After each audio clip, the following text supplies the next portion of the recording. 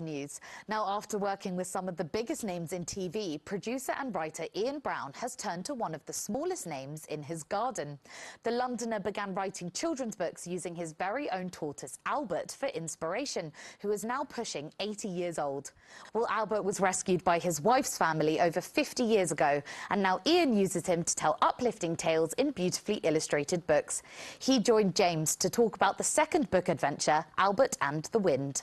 Albert is a tortoise, and he's about 80 years old, we think. Various vets have aged him to that.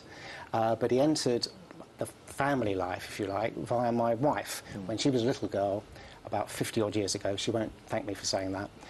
But she found him. He had been abandoned, it seems, by some lock-up garages near where she lived. And like a lot of people who stumble upon a tortoise, at first you think it's a big stone. And that's what they thought. And then they realised it's a tortoise. And they took it in and they put sort of various appeals on lampposts in the newsagent window, all that. Anyone claiming a tortoise, no one came forward, so they took him in. And they slowly became experts because back then there was a lot of sort of misunderstanding about how to look after tortoises. You know, even Blue Peter, dare I say, used to say, paint your phone number on the shell. Of course, back then it was in lead paint, which is not good for a tortoise shell because it is a breathing, living part of the animal. And so he lived happily there for many decades. And we actually took him on about 13, 14 years ago.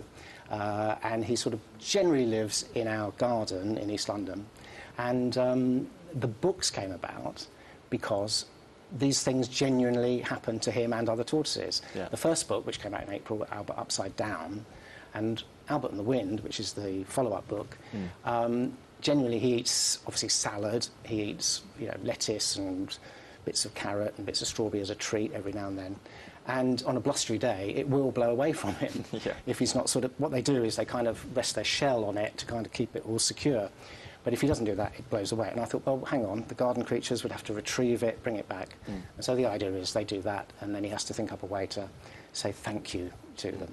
Obviously, with all children's books, it's got a kind of touching tale. What's the kind of message you hope to get across for any parent buying this for their children? Well, yeah, the thing is, with the first book, and indeed the second book, they were written some time ago. It took me a very long time to get a book deal. Although I've worked in television for 30 years, producing with some very well-known names and writing for very well-known names, I really have been trying for about 30 years to get a book deal, on and off, you know, all different things, novels, other children's books, that sort of thing. And wrote the Albert books.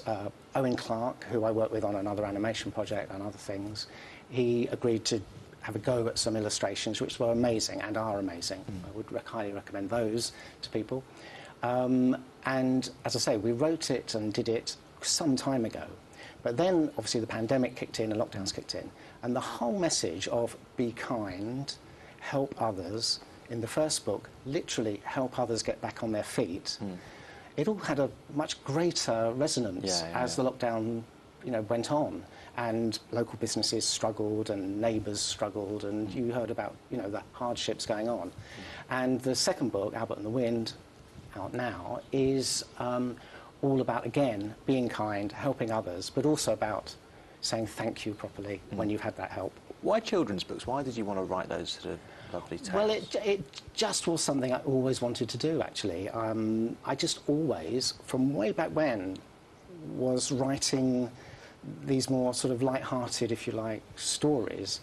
It's great to work with Owen on them as well, because he brings so much with the illustrations. It's just amazing. They are incredible. I've had a look inside, and they are incredibly detailed and amazing. And there's also a sort of animation that is coming with the book as well. Absolutely, as with all these things. They are out as ebooks as well, but they are also out as animated ebooks, because Owen, if you like, for his day job, from a few decades as well, like me, has worked in television, in animation.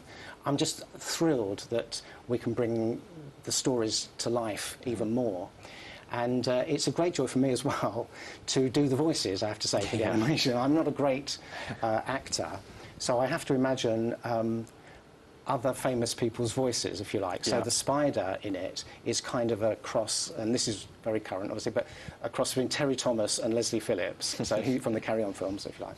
and the worms are kind of Sid James. And in the new book, the bee speaks, and I was imagining, well, the bee, obviously hovering and shaking, is probably a bit vibrato, so like that.